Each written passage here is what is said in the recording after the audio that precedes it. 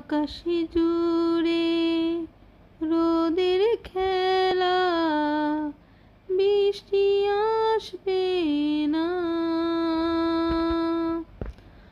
আমার ঘরে, পাখি ওরে উড়ে যাচ্ছে না।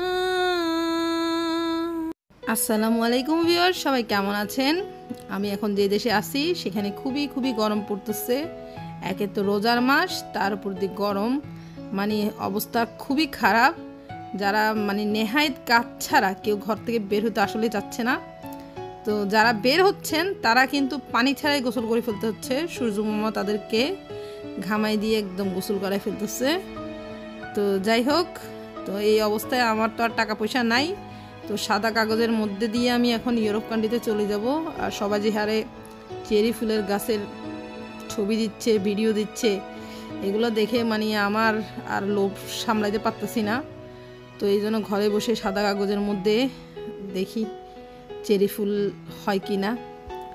তো আপনারাও আমার এই ব্লগটা শুরু থেকে শেষ পর্যন্ত অবশ্যই দেখবেন। কাটি দেখলে তো কিছু বুঝবেন না আমি কি বলতেছি। আমি যদি ডাইন বলি আপনারা বামটাই বুঝবেন। তো এই জন্য পুরোটা চেষ্টা করবেন দেখার। আর যারা আমার চ্যানেলটা সাবস্ক্রাইব করেন নাই তারা একটু কষ্ট করে সাবস্ক্রাইব করে দিয়েন। আর যারা সাবস্ক্রাইব করছেন তাদেরকে তো অনেক ধন্যবাদ। পারলে একটু লাইক দিয়েন। হঠাৎ করে মনের ভিতর অনেক কিছু ইচ্ছা হয়, যেমন আমার রাতের বেলায় মনে হয়েছে আমি এখন চেরি ফুল গাছ আঁকবো, একটা দৃশ্য আঁকবো। তো যেই না রঙের বাক্সটা খুলতে গেছি তখনই বুঝতে পারছি আমার এই বাক্সের উপরে খুব শীঘ্রই মনে একটা ঝড় তুফান চলে গেছে। কারণ আমার দুই কন্যা এই রঙগুলার সাবার করে ফেলছে কোন ফাঁকে, আমি টেরও পাই নাই। তো যাই হোক, যা আছে তা দিয়ে রং করতেছি, কিছু করার নাই। আবার রং কিনতে যেতে হবে। তবে আমার পছন্দের রংটা তো আর এই দেশে পাবো কিনা জানি না।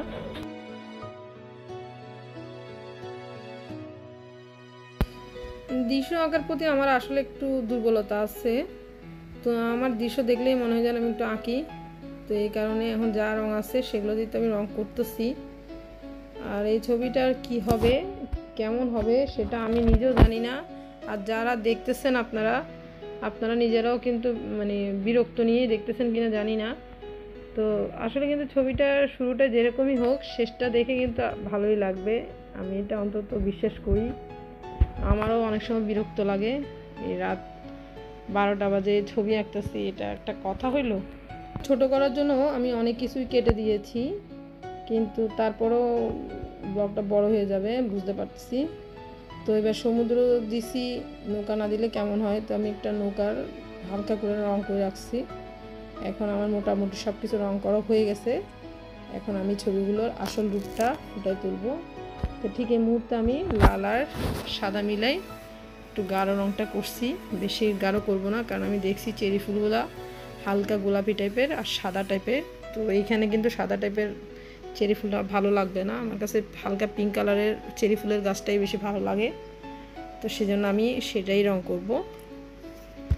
দেখা যাক আসলে কি হয়, চেরি ফুলের গাছ হইবে না কৃষ্ণচূড়ার গাছ হবে, সেটাই হচ্ছে আসল কথা। আর এরকম একটা জায়গায় চেরি ফুলের গাছ চিন্তা করলেও তো আসলে ভালো লাগবে। এরকম যদি থাকে আমাকে একটু ঠিকানাটা দিয়েন, দেশে গেলে একটু যাই, ওখানে ঘুরে আসবো।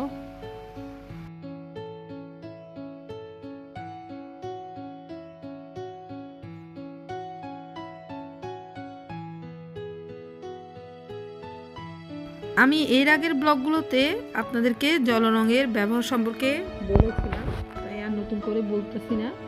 আর আমার এই কাগজগুলো একটু বেশি পাতলা টাইপের, সে কারণে আমি পানির সাথে একটু রঙগুলো মিশিয়ে তারপর রঙটা করতেছি। কারণ এখানে বেশি পানি দিলে রঙগুলো একদম নিচে নেমে যাচ্ছে আর কাগজটা একদম পাতলা হয়ে যাচ্ছে, সেই কারণে। তো দেখেন আমি এখানে সাদা আর লাল মিশিয়ে গোলাপি রঙটা তৈরি করতেছি। কারণ মৌলিক রং তিনটা, লাল, নীল, হলুদ, এই তিনটা রং দিয়ে আপনারা অনেক রং করতে পারেন।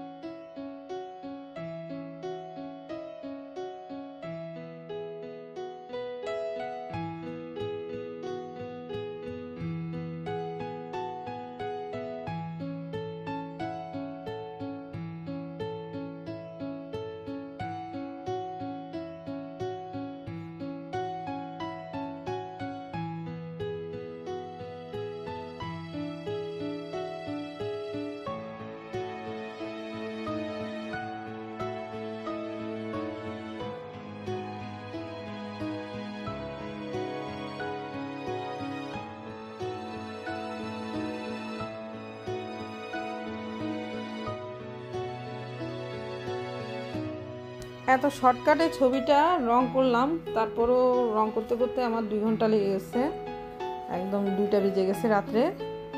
তো মোটামুটি আমার ছবি শেষ। তো আপনাদের কেমন লাগছে আপনারা অবশ্যই কমেন্টস করে জানাবেন। আমার এই ব্লগটা আগামী পর্বে আপনাদের জন্য অনেকগুলো চমক নিয়ে আমি আমার ব্লগটা তৈরি করতেছি, সেই অপেক্ষায়। আর যারা আমার ব্লগটা দেখছেন সবাইকে অনেক ধন্যবাদ।